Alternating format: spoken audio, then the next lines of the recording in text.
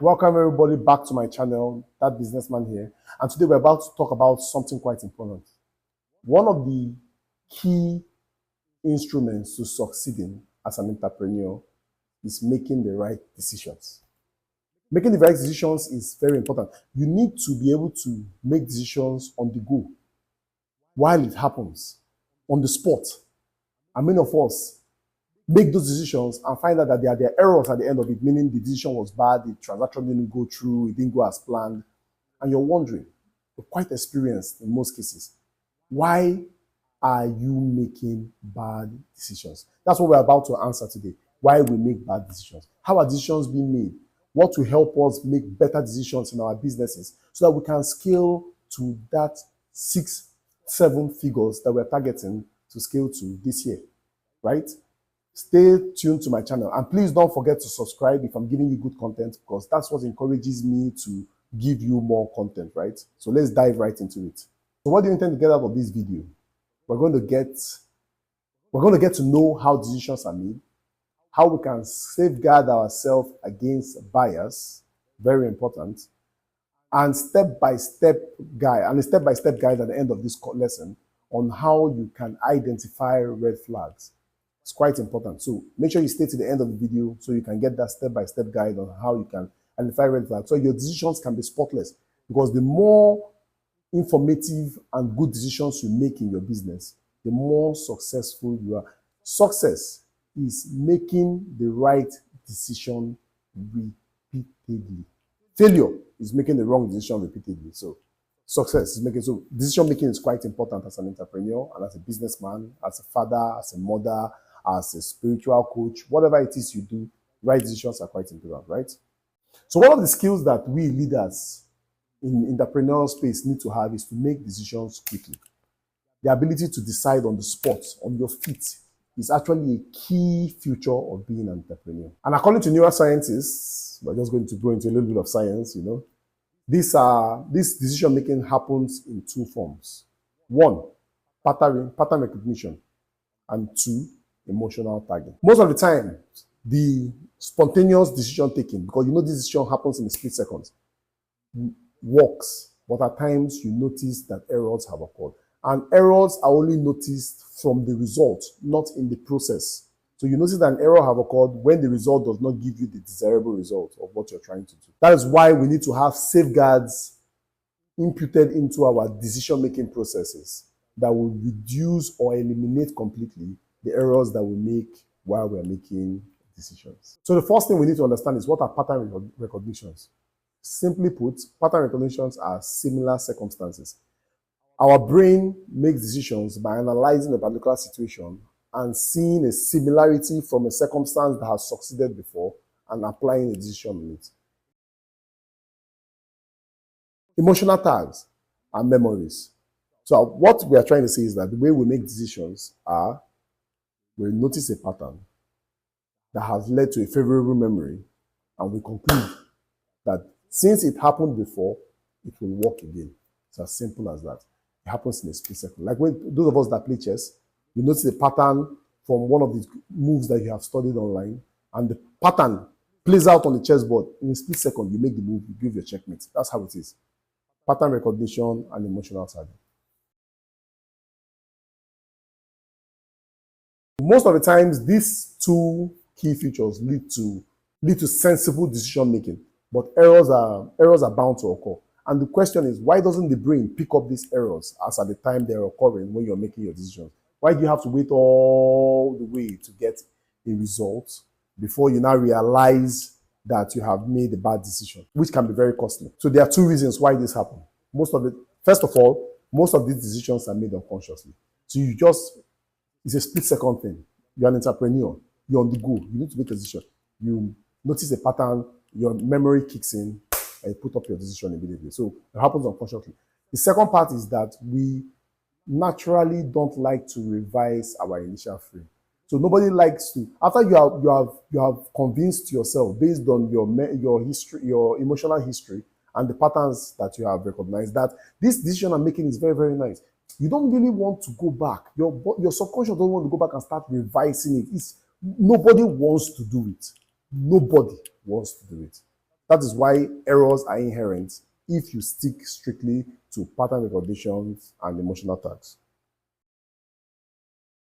The normal process, textbook, to making a decision will be lay out the options, define the objectives, and assess the options and the objective against each other. But in all honesty, no matter how many books you read, there's no way in this world that when I want to make a decision in my office, I will start laying out the options, analyze it, and I will just recognize a pattern, and apply emotional tag, and make it. And then the more it succeeds, the more you think you're better till, bam, one hits you.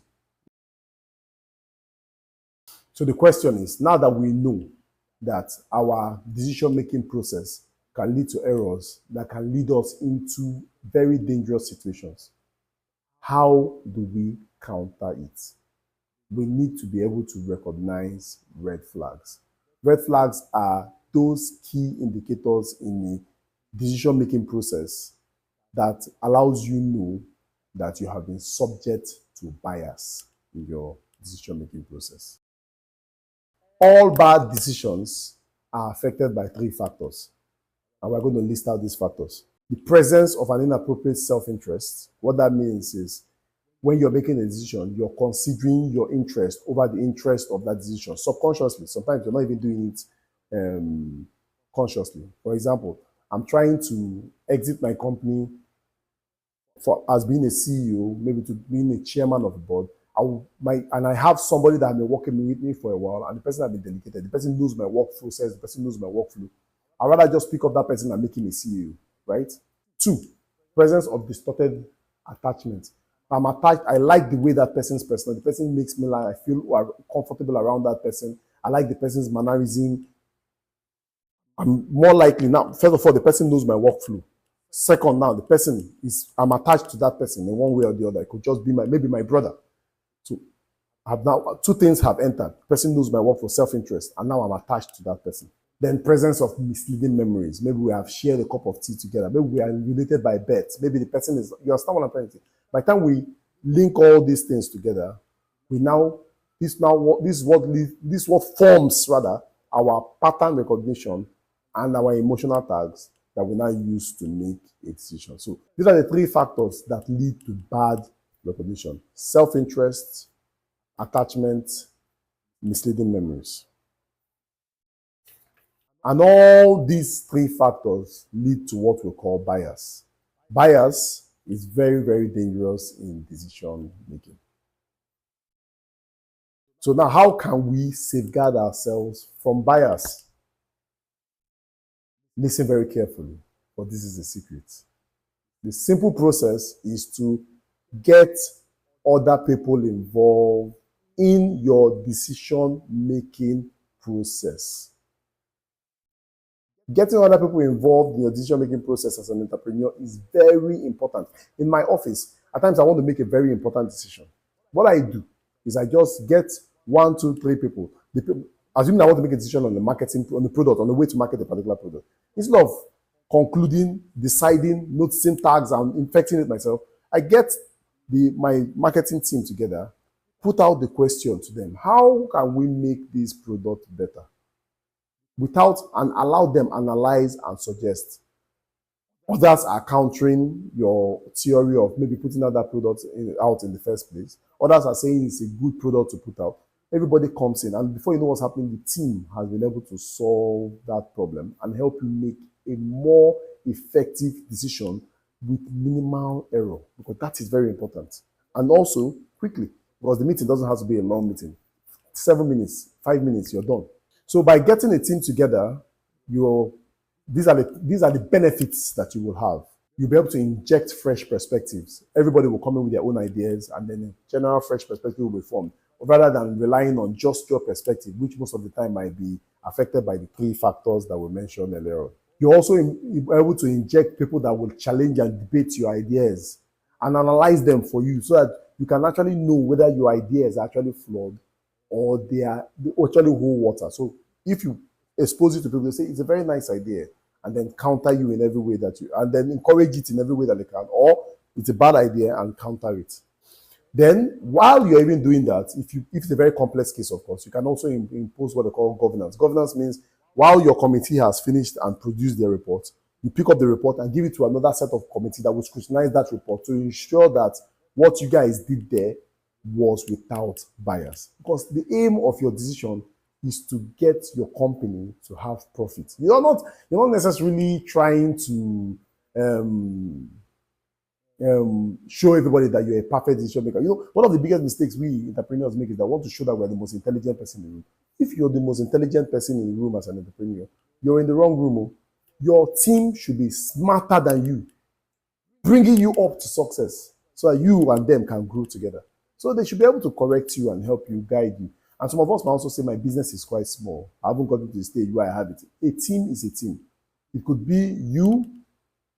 I expect you to have an accountant, right? Or if you're your own accountant, I expect to have some form of manager, cashier. At least you have other people doing other jobs. I don't expect you to be the cashier, manager, gate man, storekeeper. You understand? That is slavery. You're not doing business. So I expect you to have some form of structure around you, of which, if you want me to make a video about business structure, put it down in the comment section and I will do that. And don't forget to subscribe, for it helps me put out this content. By you subscribing, I know that what I'm doing is good and it will encourage me to do more. Right. So now, let us now find out how you can identify these red flags. So we now know basically all the things that lead to bad decisions. And we know that red flags are important, are one of the core reasons why bad decisions are made down to this point. So how do we identify red flags? So you need to lay out a range of options.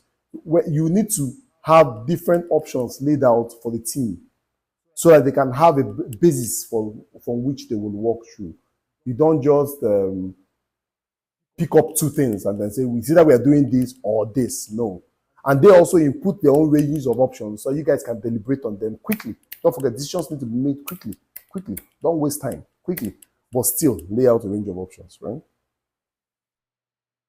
You also need to, depending on how big your firm is, you need to identify the main decision maker. So if your firm has several departments, in that department, their main decision makers, you need to enlist their own opinions, listen to them, and then try to see whether you can sway them or they can sway you for or against the decision that is about to be made. Then you choose one of the decision makers to focus on. A member of the board, for example, you say, this person is the most influential person in this particular department. For example, in my marketing team, I know the most influential marketers, those that have the voice of every other marketer. You focus on that person. While you're trying to sway them, they're also trying to sway you. Don't forget the goal. The goal is to minimize error, to make sure that the result comes out spotless, and so that you can reduce that burden on yourself, because you have people around you that share a common vision and mission for your company. Check for inappropriate self-interest. Make sure that you're not being biased by your own, trying to reduce your workload, or you're just trying to get a free vacation, or you're not even attached to anybody. Check for all those inappropriate self-interests, those three factors that we mentioned earlier on. Check for them. You check for inappropriate self-interest, check for distorted attachment, check for misleading memories.